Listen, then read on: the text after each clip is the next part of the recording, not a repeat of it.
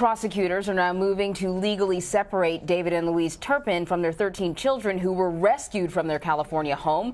The couple has pleaded not guilty to multiple charges of torture, child abuse, and false imprisonment. Some 20 people have offered to take guardianship of the Turpin children. A family relative reported that the children's mother may have been motivated by a desire to become famous. David Begnaud is here with new evidence that the alleged abuse was discovered just in time. After last week's initial appearance before a judge, David and Louise Turpin are expected back in court today to face a restraining order. They're accused of abuse that lasted for years, including putting some of their 13 children in chains. With the children's expected release from the hospital this week, a source tells CBS News officials want to make sure that the children do not visit their parents in jail, fearing any conversations could taint the ongoing investigation.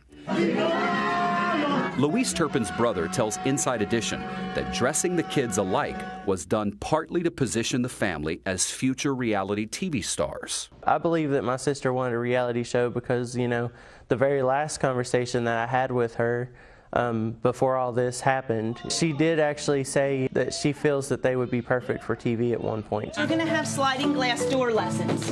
Billy Lambert says Louise Turpin bragged about having more children than the star of Kate Plus 8, which was among the hundreds of DVDs found in the family's garage. Praise be to Jesus. Another relative, David's brother, Randy Turpin, is president of a Christian college in Ohio, and he wrote a book about the spiritual benefits of fasting. A source close to the investigation tells CBS News Randy told authorities in California on Tuesday that he wanted to explore the possibility of adopting the children.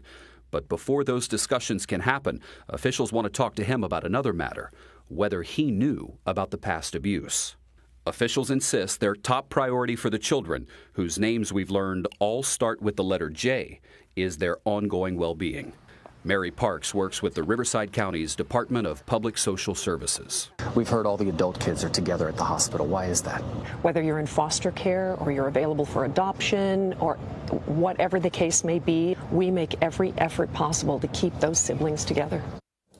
CBS News correspondent David Begnaud joins us now on the set. David, you've been following this story. I think a lot of people are, really, really concerned about what will happen with these children. They range in age. They do. So we're told that the kids will be split up. So the adults will go to one home and the younger children will go to another. Now, because prosecutors have said the adults have a diminished mental capacity, the county services went to a court and said, listen, we would like to seek conservatorship over the adults. And they got that. And so now the adults will be put into foster care where decisions will actually be made for them. It is somewhat being done against their will, so to speak. It took the county several days to prove to a court that based on all the analysis of the experts that they were not in a position to be able to care for themselves out in the real world. Wow. Let's talk about the parents, and I use that term in a strict legal sense. David and Louise Turpin, they're expected back in court today. They are. What's going to happen to them? So the county's asking that the parents never see the kids again.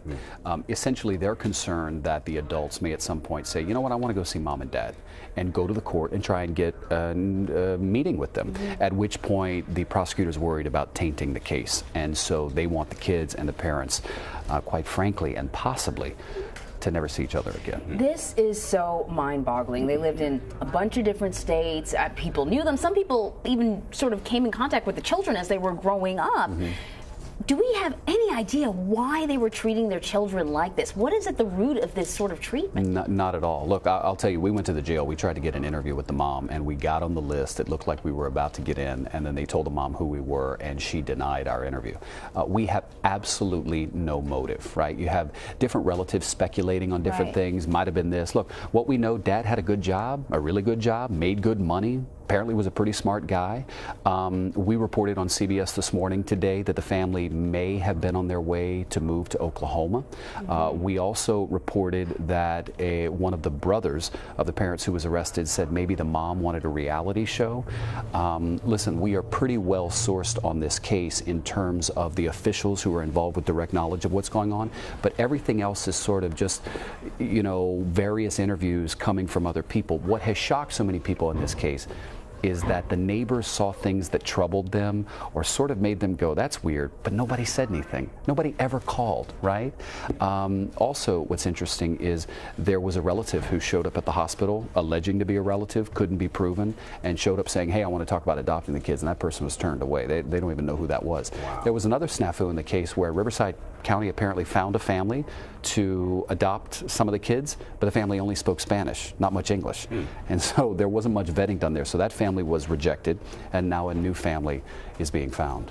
Wow. It's such a terrible, horrific story, and I'm honing in on the thing that you just said now, which is that there are people who kind of knew something was up, but never said anything. I think that's part of the reason why I think it's captured the nation's attention. Not only, you know, no one wants to see children being abused, but you'd like to think that if this was happening in what looks like a very nice suburb, that you would know that something was wrong and that someone would jump in and help. And so you talk about some of the red flags. The neighbor saw them laying sod at 9 o'clock at night. Well, who lays sod at 9 o'clock? Well, now we know, according to the prosecutor, the family stayed up all night and slept all day. So their 9 p.m. laying sod might have been our 9 a.m. laying sod, right? So it was normal for them, but nobody said anything.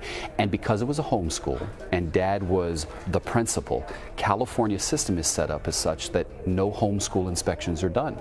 So once he filed and said, here's the name of my school, here's how many kids go there, and it's a non-religious thing, that was it. Nobody else checked in on them. Maybe some laws need to be tweaked or something. You've got a legislator in that area who's saying, listen, we need to change this. If you're going to be a homeschool, that's fine. But at some point, somebody's got to go in and see what you're doing. See what's going on. Yeah. It's a remarkable story. David, you've been on top of it from the very beginning. Thanks for stopping by. You bet.